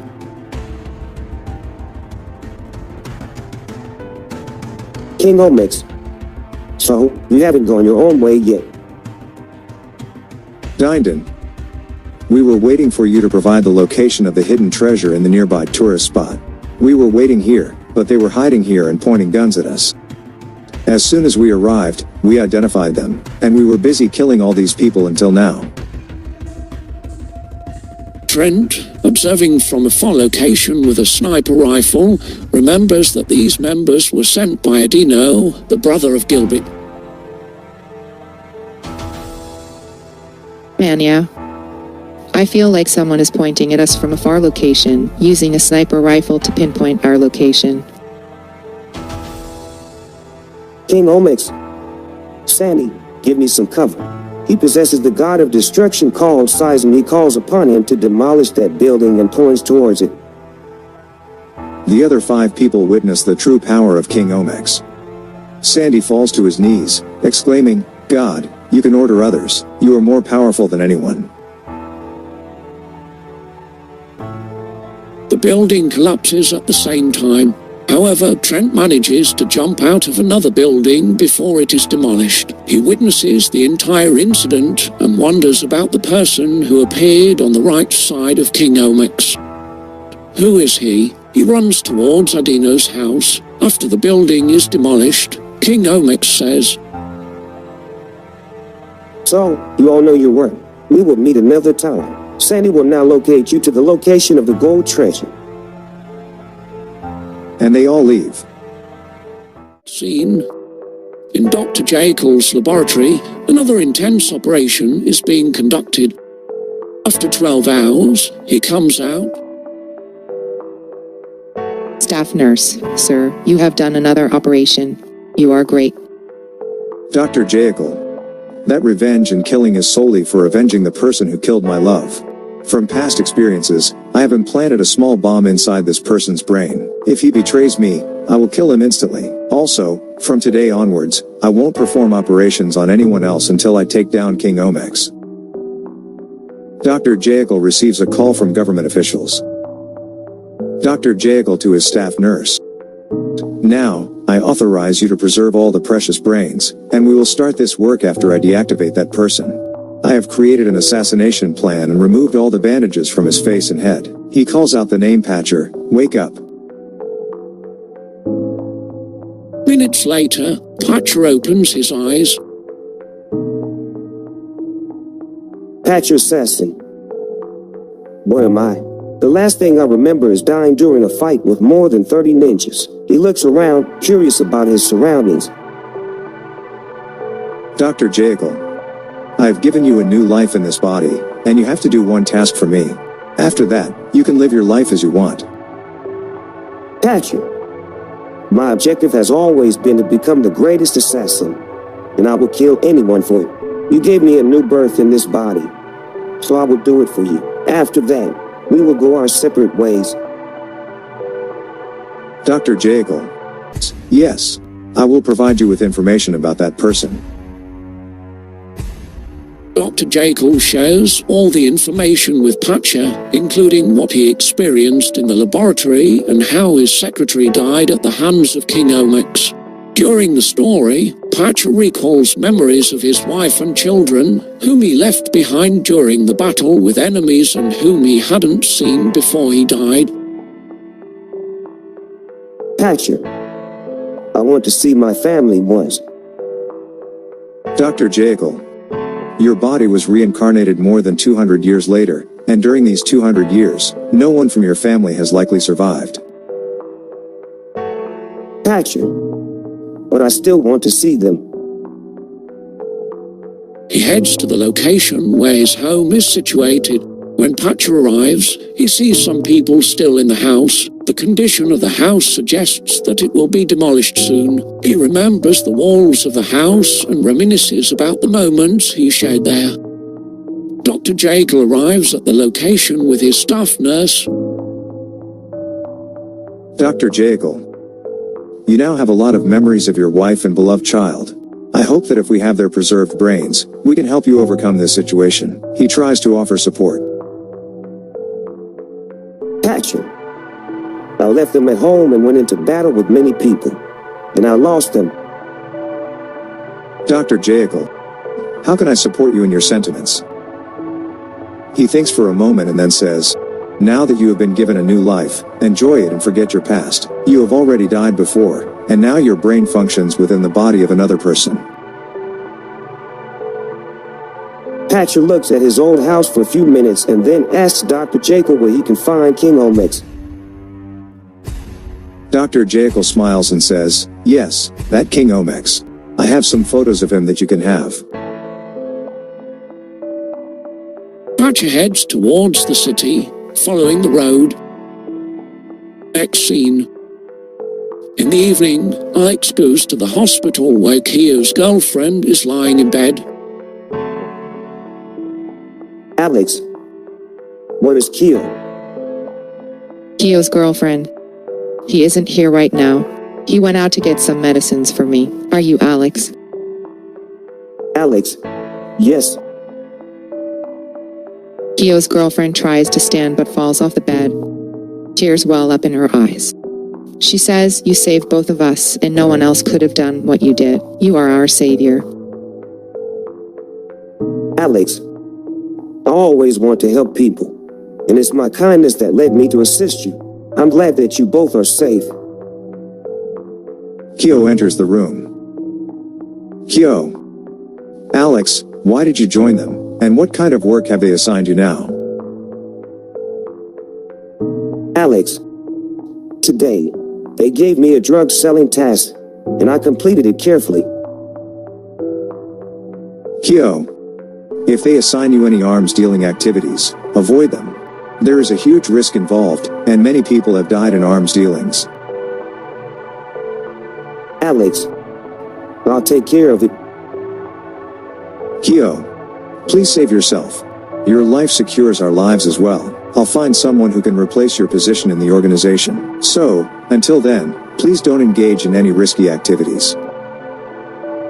Alex, don't worry, I won't die. I'm immortal. Laughs, I assure you that I will bring down the kingdom of the Clark's proprietorships and take them all down.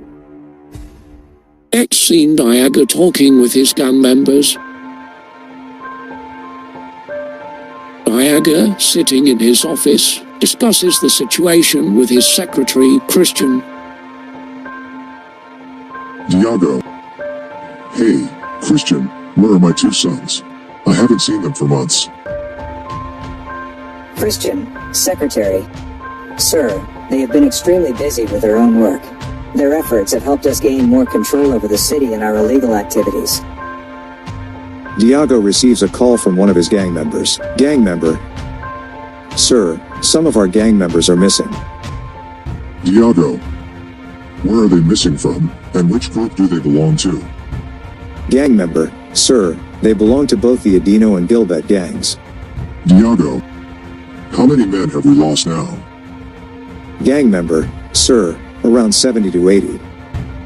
Diago cuts the call and a look of anger appears on his face. He turns to his secretary. Diago. Call both of my sons immediately. They have made a big mistake this time. The secretary calls both Adino and Gilbert, and they arrive at the office. After they arrive,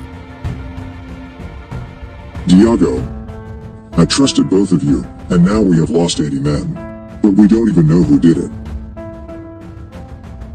Adino. Father, I sent some more men from our gang, but I haven't received any updates from them yet. I hope they will update us soon. Gilbert. Brother, the gang members you sent to the abandoned school building were all killed by one person. Diago. Wait, so you're saying that one person killed all 80 of our gang members? I know your gang members aren't as skilled as those from Adino's gang, but Adino's gang members were also killed by the same person. How is that possible? Gilbert. Father, I don't have much information either. Trent is working on it to gather more information about our enemy. Diago. Well, start working on it immediately. This situation undermines our power and instills fear among our gang members. We need to find that person. Go to your respective locations and track them down. and then the meeting ends with both brothers walking in the corridor and having a discussion. Gilbert. So, do you know anything about King Omex? And why didn't you share the name of that person with Father? Adino. If I tell Father the name of that person, he will solely focus on finding him himself. I want to discover and eliminate him without anyone knowing. Gilbert. Well, I will find him before you do and take care of him my own way. They both leave the office. In the next scene, Alex arrives home. As he enters the house, his mother approaches him. Alex's mother. So, who is she? Alex, whom are you talking about? Alex's mother. The girl who was in your room. She said she's a good friend of yours and that you allowed her to stay here today. Alex rushes to his room and finds Alessa sitting there. Alessa. Hi, Alex. Did you finish your work today? I told your mom you would be busy, so I stayed here. Alex, why didn't you stay in a hotel or with any of your friends? And where's your friend Lily? You could have stayed with her today. Alessa, you know, I don't know many people around here, and all the hotels are full due to the holiday season. As for Lily, she's staying with Martin. Alex, so why didn't you stay with Morton then? Alessa. He said he couldn't afford me, and there seems to be some unresolved issues between us since the station incident. Maybe he wants revenge today. Alex, but why involve me? What does my mother think about all this? And you haven't told her about my work.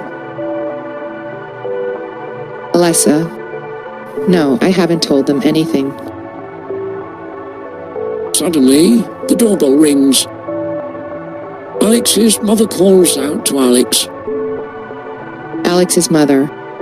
Alex, open the door. I'm busy in the kitchen. Alessa, I'll help your mother with dinner. Alex, please don't do anything. Just stay here. I'll open the door. Alex goes to open the door, while Alessa disregards his words and heads to the kitchen to assist Alex's mother. Alex opens the door. Lucia? Hi, Alex. So, have you been enjoying your new work? Alex, looking shocked. Which work?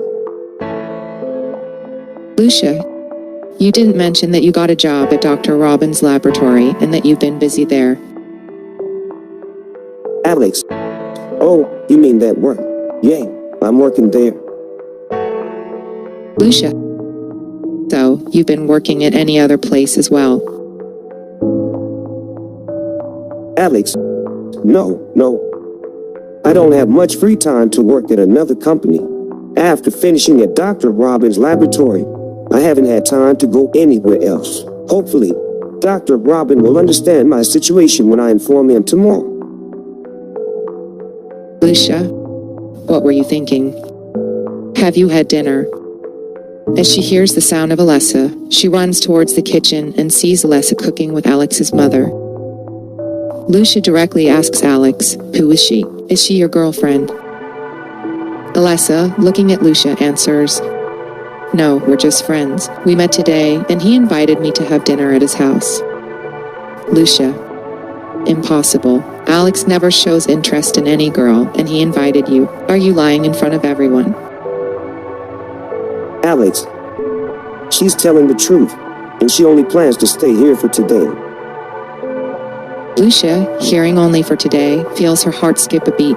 She thinks to herself, yeah, Alex isn't interested in these kinds of girls. He likes me, and that's why he's always happier around me.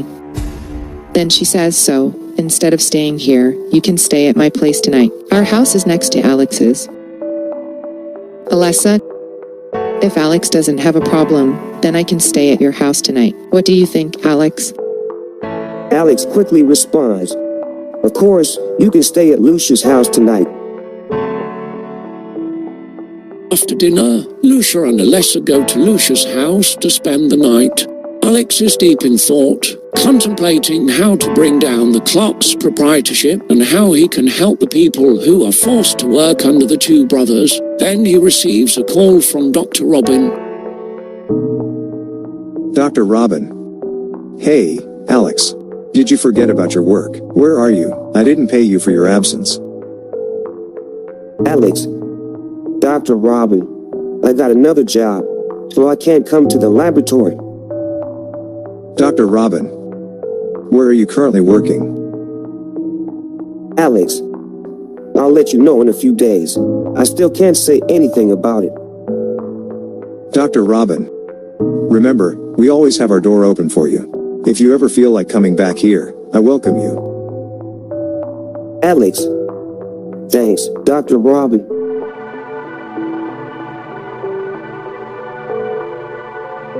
The call cuts. King Omex's team of killers is walking around the city, randomly killing people. Lotus, who had previously killed many people during the abandoned school gold event organized by King Omex, walks alone to the police station. He thinks to himself, there are no innocent people here. They have all killed someone in their life. He begins firing from the front, taking down two guards with his AK-47. Lotus, highly skilled in his AK-47 abilities, continues moving through the police station. In the corridor, he encounters police personnel and showcases his different AK-47 skills. As he reaches the halfway point of the building, he has already killed everyone, whether they were criminals or police officers. Over 200 kills have been carried out by him. However, he is now out of ammo. Suddenly, a police officer shoots him in the shoulder as he tries to take aim with his AK-47. Lotus's shoulder bleeds profusely, and he takes cover against the wall. Knowing he is outmatched and out of ammunition, he realizes his journey ends here. He lies down on the ground, accepting his fate. A police officer approaches Lotus to check if he is alive. Suspecting the worst, the officer shoots 2 bullets into Lotus's head to ensure he is dead. When other police personnel gather around the body, one of them discovers that Lotus is covered in a high-powered bomb with only 8 seconds left on the timer. The officer shouts for everyone to run, and the bomb explodes, taking the lives of Lotus and 30 police personnel who were in close proximity to him. Lotus had taken the risk of wearing the bomb, considering whether to deploy it in the middle of the building. Ultimately, he chose to sacrifice himself, knowing that his ammunition had been depleted and he had no other options. The first news of the incident flashes on a large billboard in the city. King Omex sits in one corner, observing the news. One person killed 250 people in police station Zone A, with 200 killed by gunshots and 50 killed by a bomb blast. King Omex shows a slight smile, and nearby, a little girl is eating an ice cream. She is very young. King Omex addresses the girl, saying, "Look there, my workers are doing good work. They sacrifice themselves for me and their lives hold no value. In this new world, I don't need any godly powers to kill these people. They are their own enemies. I have simply shown them the right path." He then offers the girl another ice cream, asking if she wants one. The innocent girl happily accepts and continues enjoying her ice cream, oblivious to King Omex's words. He continues, saying, "Greed is inside everyone. Your greed is to eat as much ice cream as possible. It's the taste of greed. You are too young to understand these things. I hope you don't engage in any illegal activities in the future." At that moment, the girl's mother arrives and scolds her child for accepting something from an unknown person. She throws the ice cream on the floor. King Omex looks at the woman and remarks, "You have committed many corruptions in your life, and I can see it from your heart." The girl's mother tries to slap King Omex, but as she approaches, his leg suddenly breaks. She falls to the floor, and all her bones shatter inside her, resulting in her immediate death. The little girl, unaware of what has happened, tries to wake up her mother, but her bones have shattered like glass beneath her skin. During this time, King Omex summons another god who can transform objects. Seeing the girl's mother guilt and knowing that she has committed many illegal acts in her life, he turns her bones into glass. As the public gathers to witness the tragedy, King Omex emerges with his ice cream. In another part of the city, the news flashes in the office of Clark's proprietorship. Iaga is shocked to see the news and calls Adino, saying, "Son, have you watched today's news?" Adino responds, "No, father," and turns on the TV. They see the news about the killings. Adino vows to find out who has committed these acts, as such incidents tarnish their image in the market and instill fear in the public. Then Gilbert joins the meeting and says, "Father, I have some information from internal police sources. The police checked the person's face from the CCTV footage and identified him as Lotus, the infamous killer who also participated in the abandoned school event. If he is still alive, he may also be involved in the killing of Adino's gang members who were hiding outside the abandoned school building. Diago responds, so, we still haven't made any progress in identifying the mastermind behind this. Find the culprit as soon as possible. Adino adds, Gilbert, those gang members who went missing and participated in the event might have answers. We need to locate the survivors and gather information from them. Gilbert raises a concern. But we don't know how many of them are still alive. Besides Lotus, who else is still out there? Diago decides. Find out who is still alive, and we will determine their fate. The call ends. Meanwhile, Alex receives a call from Adino's gang members, urging him to come to the location for an urgent mission. Alex hesitates, saying, I'm busy today. I have some plans. The gang members accuse him of avoiding Adino's decision, and Alex contemplates. What kind of work is Adino assigning me? Is it related to weapon dealing? The gang member clarifies, no, there is no weapon deal involved. Come here, and further instructions will be given by Adino himself. The call ends. Alex wonders about the work they have assigned him and decides to go to Adino's location. Next scene, Dr. Jekyll sees the news but ignores it. Soon after, he receives a call from Admiral Marcus. Marcus asks, have you forgotten about me? Dr. Jekyll responds, Admiral, I haven't forgotten you. I have been busy, and I didn't have a chance to call you. Marcus reassures him, it happens to anyone. It's not your fault that King Omex reincarnated. Your beloved secretary may have passed away, but she always wanted you to continue working for the society. So, continue your work. I have some client orders for brain replacements with new young bodies. Let's restart this work together. Dr. Jekyll objects. I don't want to do it anymore. Killing King Omex was my primary objective. Marcus insists. Listen, Jekyll. We are here to make money. I have provided you with confidential assets, some of which even the government doesn't know about. The King Omex case is a prime example. If you stop working, how can we both profit? Dr. Jekyll asserts. I don't have any greed for money. I have knowledge, and with the power of knowledge, I can earn money whenever I need.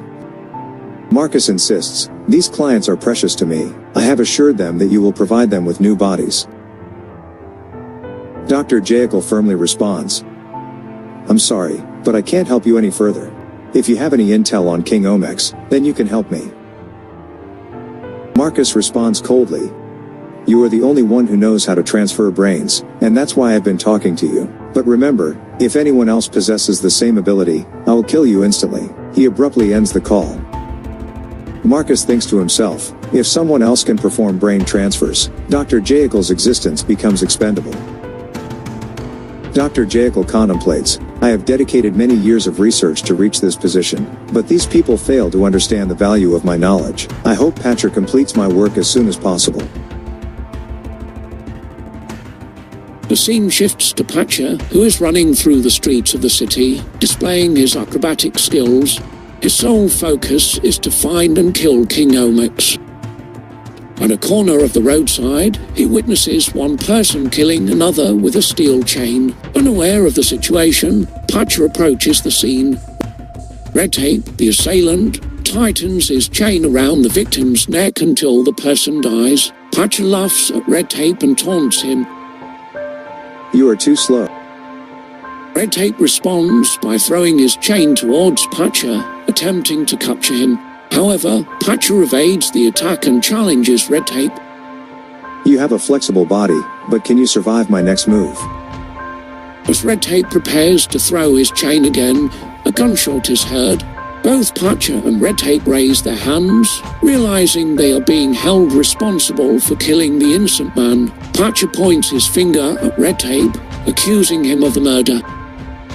The police arrive at the scene and instruct both Pacha and Red Tape to lie on the ground. The police officer states, You, mister, throw your chain. You killed that person with it, and it's evidence against you. Red Tape responds to the police officer, Have you ever shot down any enemies before? The police officer replies, Yes, and they were all criminals.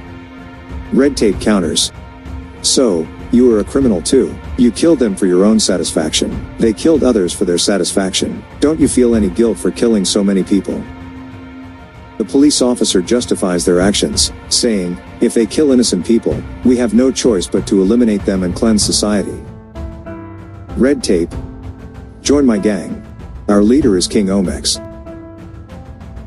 Upon hearing the name Omex, Patcher swiftly draws his hidden sword from his clothes and cuts off Red Tape's right arm. Red Tape cries out in pain and threatens to kill Patcher. The police officer intervenes, commanding them to cease their actions. Patcher throws a knife at Red Tape, but Red Tape manages to dodge it. Both Patcher and Red Tape stop running down the same street while the police officer opens fire on them. They engage in combat while on the move, but Red Tape, realizing he is no match for Patcher and handicapped by his missing arm, tries to find a hidden path. Eventually, he turns left towards an abandoned building. To his surprise, Red Tape comes face to face with Maddie. Initially, Red Tape doesn't recognize Maddie since he hasn't killed as many people. Patcher, approaching from behind, throws a knife at Red Tape, aiming for his neck. Maddie kicks Red Tape's legs, saving him from the knife attack. Grateful, Red Tape asks Maddie, Hey, man, thanks for the help. Do I know you? Maddie replies, I'm with the team of 5. Do you remember now? I've killed one person during the fight. Upon hearing the mention of the team of 5, Red Tape loses all hope, realizing his fate is sealed. He thinks, this is the end for me, and now this fool wants to die here with me. Patcher, having overheard their conversation, identifies Maddie as another member of the team of 5. Maddie boldly asks Patcher, And who are you? Patcher, confident in his impending demise, responds, You have some guts to ask for my name before you die. I am Patcher, the great assassin. Maddie states, I thought that if I killed you before knowing your name, I would always wonder about it. Now that you've answered, these are your last moments. He launches a series of punches towards Patcher. Patcher, analyzing Maddie's movements, realizes Maddie is too slow and manages to dodge most of the attacks.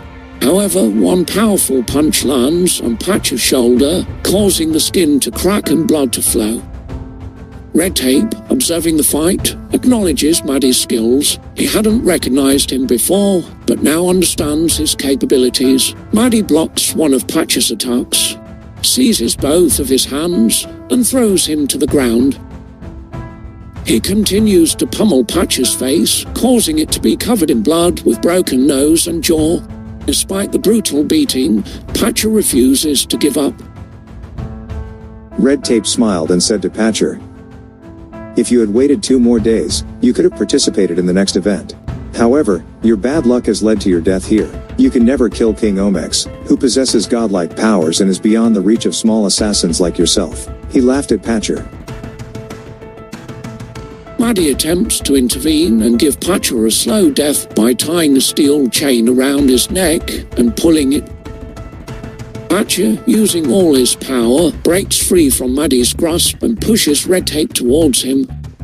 In that moment, Patcher swiftly cuts off Red Tape's head with another knife. Maddie witnesses this but fails to save Red Tape in time. He tries to land punches on Patcher, but Patcher effortlessly blocks all of his attacks.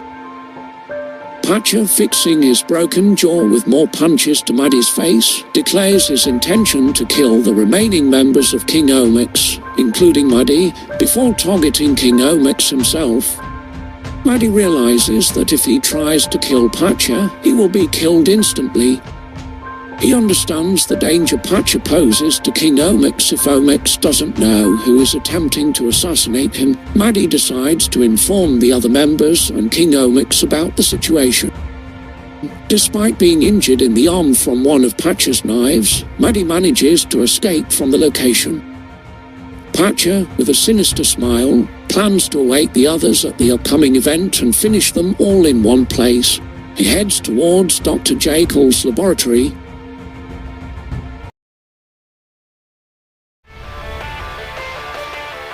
If you enjoy the story and want to continue the journey with the Mystic Skeleton, please subscribe to our channel.